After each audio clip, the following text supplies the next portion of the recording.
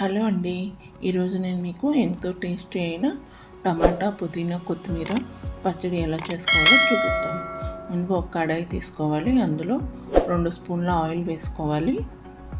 Oil వేసుకున్న తర్వాత ఒక 15 to 20 పచ్చిమిరకాయలు వేసుకోవాలి. తర్వాత ఒక 5 టమాటాలని చిన్న చిన్న ముక్కలుగా కట్ చేసుకొని అవి కూడా వేసేసుకోవాలి. ఇప్పుడు ఒక కట్ట కొత్తిమీర వేసుకోవాలి, ఒక కట్ట పుదీనా వేసుకోవాలి.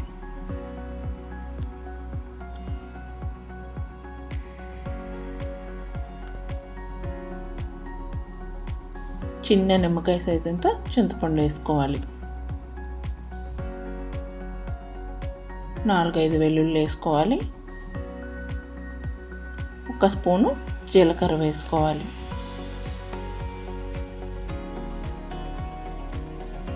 సాల్ట్ ఇప్పుడు వేసుకోకూడదు, మనం మిక్సీ పట్టేటప్పుడు వేసుకోవాలి కొంచెం.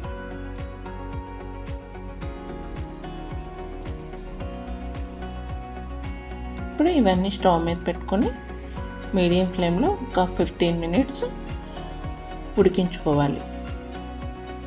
స్టవ్ ఆన్ చేశాను, ఇది స్టవ్ మీద పెట్టేస్తున్నాను. మూత పెట్టేసుకొని ఒక 15 నిమిషాలు మీడియం ఫ్లేమ్లో ఉడికించుకోవాలి.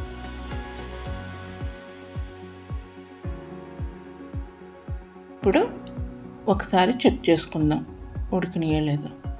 కొంచెమే ఉడికినాయి, ఇంకొంచెం ఉడకాలి, బాగా దగ్గరగా రావాలి.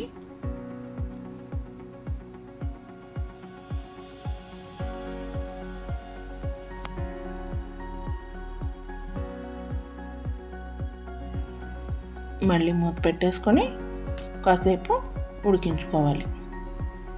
చూసారా, ఇప్పుడు దగ్గరగా వచ్చేసింది. బాగా ఇలా దగ్గరగా వచ్చేసాక స్టవ్ ఆఫ్ చేసేసుకొని వీటిని బాగా చల్లారనివ్వాలి.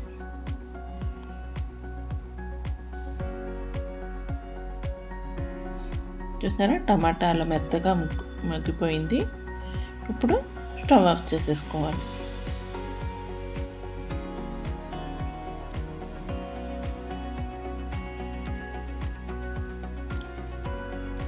కొంచెం బాగా చల్లారిన తర్వాత మిక్సీ పట్టేసుకోవాలి. ఇప్పుడు చల్లారిపోయింది, నేను మొత్తం మిక్సీ జార్లో వేసేస్తున్నాను.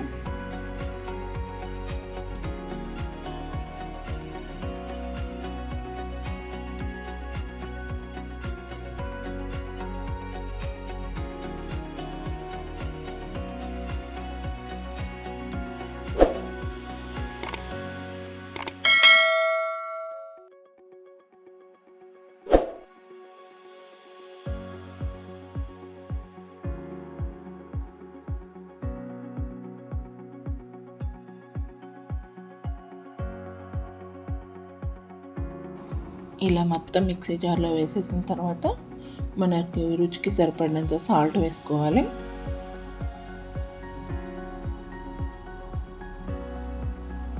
సాల్ట్ వేసేసుకున్నాక మూత పెట్టేసుకొని మిక్సీ జార్ను మిక్సీ మీద పెట్టుకొని గ్రైండ్ చేసుకోవాలి కొంచెం బరకగా.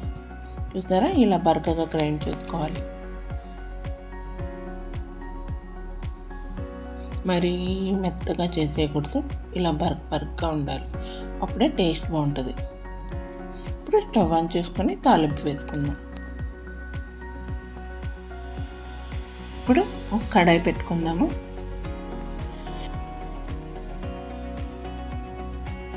ఇందులో ఒక 5-6 స్పూన్ల ఆయిల్ వేసుకోవాలి. ఆయిల్ కొంచెం వేడైన తర్వాత ఒక 4 వెల్లుల్లి రెబ్బలు వేసుకోవాలి.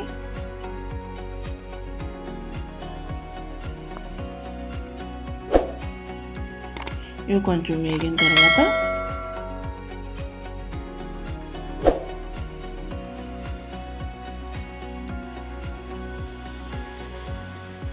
ఒక స్పూను పచ్చెనపప్పు వేసుకోవాలి. 1 స్పూను మినప్పప్పు వేసుకోవాలి. 1 స్పూను ఆవాలు వేసుకోవాలి. 1 స్పూను జీలకర్ర వేసుకోవాలి. ఇంకొంచెం బాగా వేగిన తర్వాత ఒక 3 ఎండుమిర్చి వేసుకోవాలి. ఇవి కూడా కొంచెం వేగిన తర్వాత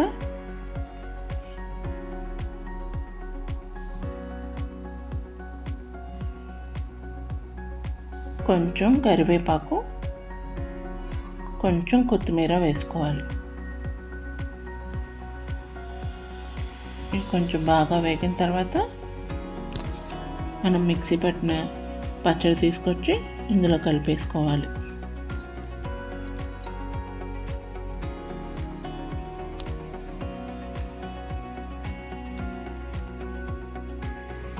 ఇలా మొత్తం వేసేసుకోవాలి తాలింపులో.